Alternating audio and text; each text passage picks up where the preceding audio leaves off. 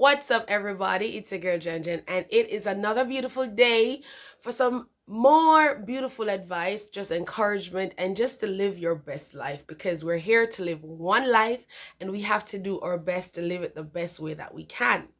So it's a good day today, and I'm so grateful for today. I'm so thankful. I'm thankful for the love and the support, you guys. I'm thankful for every single one that these videos have been helping. And I'm so grateful. I am so thankful. So today we're going to be talking about prejudice. And it's been a long time I've not, even used that word or come across that word. And it just kind of sat within my spirit today. And I said, you know what? We're going to go into prejudice.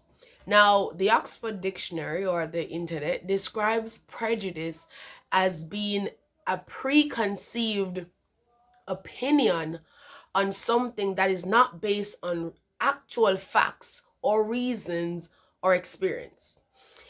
And when I thought about it, I was like, that's exactly what I'm thinking too.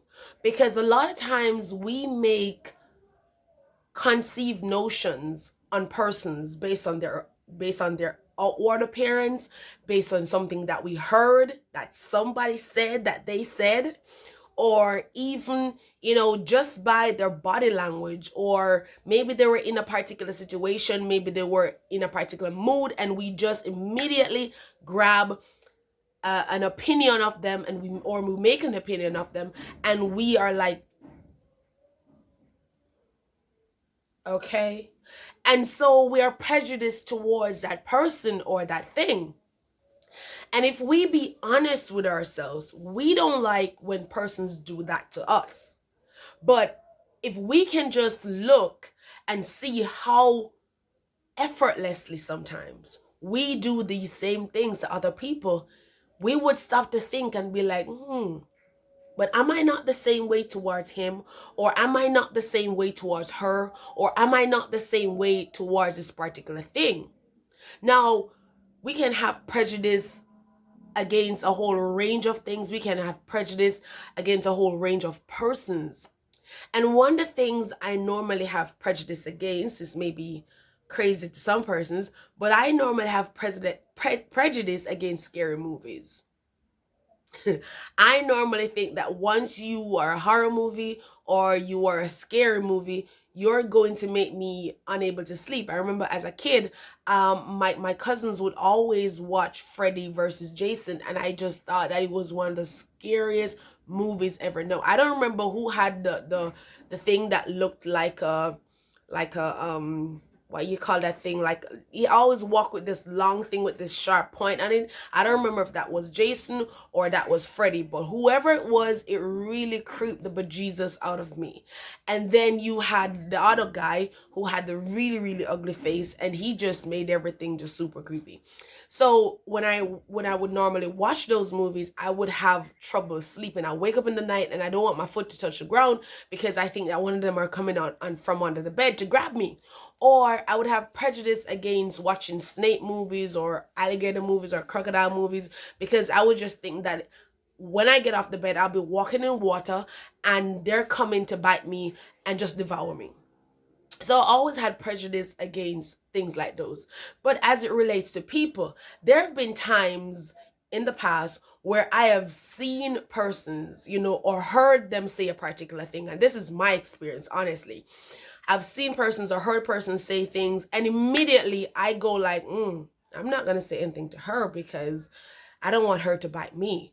Or I'm not going to say anything to him because if he ever, ever say something that I don't like, he's going to have it.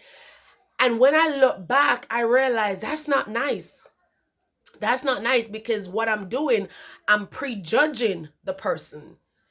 I don't get an actual reason. I don't get the facts. I don't get a true experience. I just get something that was like a passing wind, and I just put it all together and make my own assumption and my own opinion.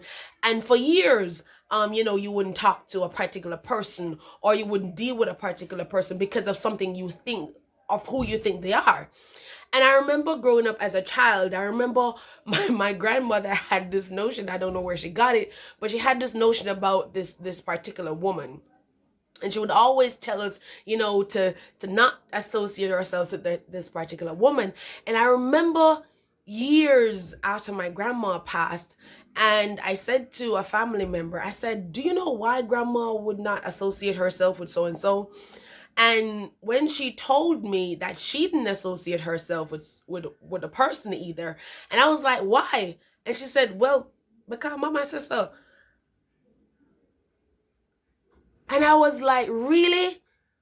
We all didn't you didn't even ask a question. You just got your own, just took what grandma said and you just ran with it. And time later, I remember I went to the person and I started to associate myself with the person, and I got to find out that this person was, she was an okay person. I do business with her, and that's that.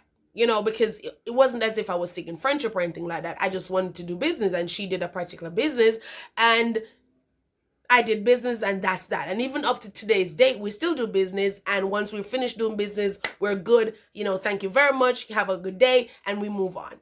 So it is so amazing how we can take, an opinion of somebody and just make our own, meaning and definition out of what we think that person represents, or because somebody says something, we don't talk it. There is a whole host of persons in this world right now who don't deal with persons simply because, my aunt didn't talk to her, or my uncle didn't talk to him, or the family don't deal with that type of a person. And I think it is so, want of a better word, lack of love. That even a phrase? Because sometimes if we just take the time out to understand each other, to love each other, to appreciate where somebody else is coming from, then we don't have to prejudge them. We don't have to have prejudice against them. We can see and look and say, you know what? I may not agree with everything Jan says, but she has a valid point. I don't agree with her methods, but her result is beautiful. And we should be so grateful that God does not love us like that. I don't know about anybody else, but I'm grateful that God does not love me like that. That God does not form an opinion of me, but he knows me. I'm glad that God does not, form an idea of what I have done, but he knows what I have done. I hope you understand what I'm getting, and I really hope that this is helping you, because it's even helping me while I'm talking about it. That we ought to just appreciate the fact that we're all human beings, and we are prone to errors, and we're prone to mistakes, and we're prone to screwing up. But at the end of the day, if we can love and forgive, it would be beautiful. It would be mind-blowing if we can forgive, because the thing about it is, we as human beings, we want people to forgive us. We want people to love us. We want people to be gracious to us. We want people to be kind to us. We want people to forgive us and to love on us. We want that. So if we want it so badly, can you imagine how another person seeks that? Can you imagine how another person would love if they could be listened to and not be prejudged, not to have prejudice against? I think that would be beautiful. I think that would be beautiful. And so instead of us judging others, instead of us being prejudiced towards a situation or a person or a thing, it is best if we just understand who the persons are. Don't get me wrong. There are certain persons that when you figure out who they are, then you love them from a distance. I'm not talking about that. I'm talking about when you don't know anything. And because, let's take, for example, church, which is such a funny place. It's such a funny place. And you go to church and you're new to the church. So you're new to the church, and somebody who has been there for 10, 15 years, you go into church one day and you say good morning, and before you could even get out the breath after you say good morning, somebody tugs at your tail and is like, don't tell her morning. She not really talk to people. No, darling, she go on like she better than others. Don't tell her morning. But you go on, just praise God. Don't tell her morning. Right away, one or two things are gonna happen. One, I believe you're either gonna believe that wholeheartedly, and the next time when you come into church, you don't even recognize that somebody else is standing there.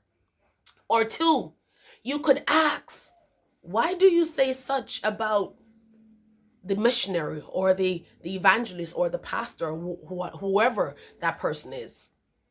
But many times we take the opinion that is given to us by a particular individual without even going to find out, why you said such a thing about this particular person.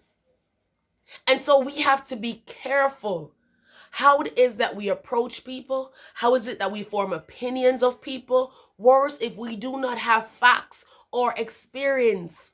We have to be careful how we love on persons. I remember when I was going to school, there was this particular teacher. Oh my God. I was in grade 9 at the time, and she was my English literature teacher. And I don't remember her name right now.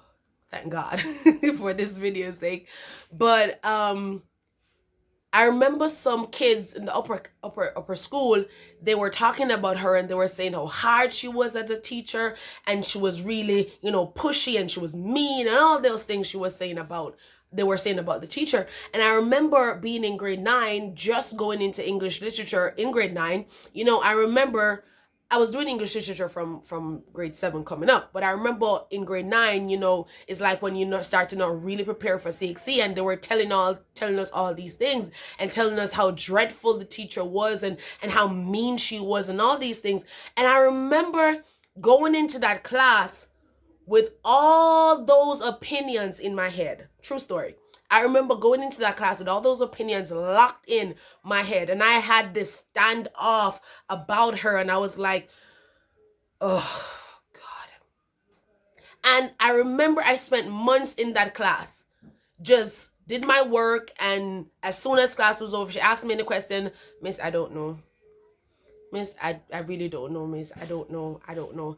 And I remember one day I walked into, I think it was an auditorium at school, and I remember she was there talking to a student, and it was as though this presence, I saw her in a whole different light, and I stopped in my tracks, and I was like, when you're watching those movies and you walk, the actress walks into the room or the actor, and this light shines from a particular actor or actress, and you just hear like, ah.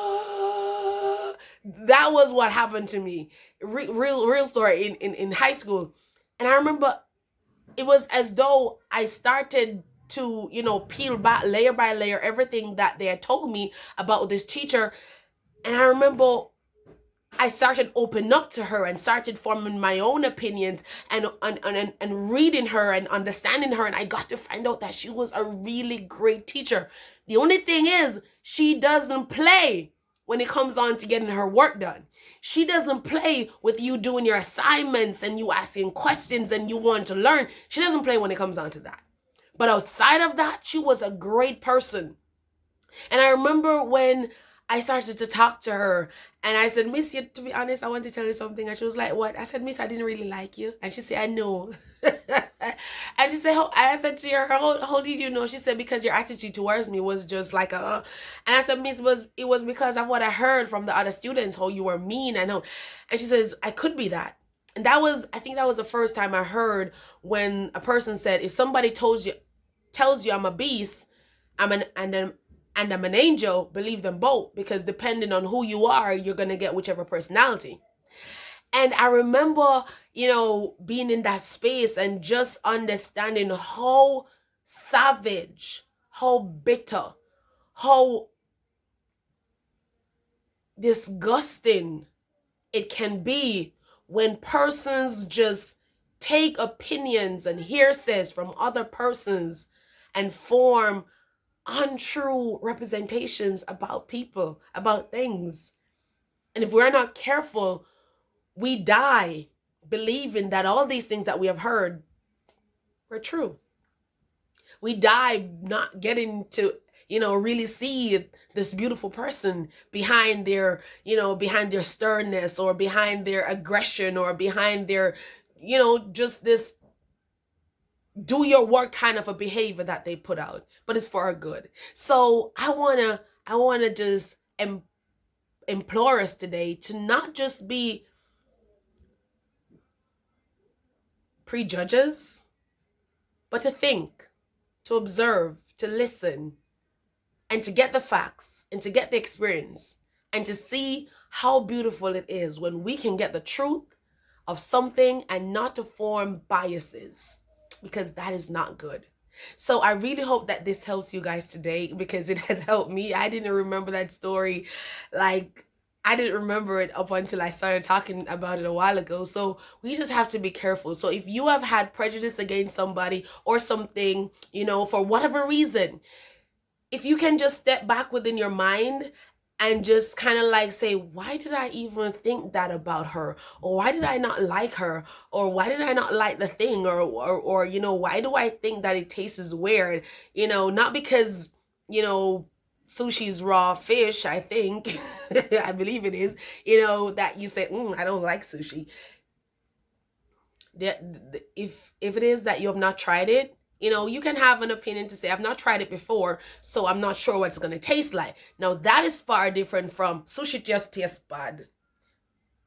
It's a whole different thing. So guys, thank you so much today. I really hope that this video has helped you. If it has, give it a thumbs up. And if there's anybody that you think should hear this, bit of advice, this little nugget of advice, I really hope that you share it with them, and just let the love continue, and let us forgive and appreciate each other, because we are beautiful and we're lovely, and God loves us equally. Have a good day. Bless up yourselves, and I'll see you in the next video. Bye. It's Charge Talks with Jan Jan. Turning brokenness into ministries and stories into stepping stones, overcoming mountains and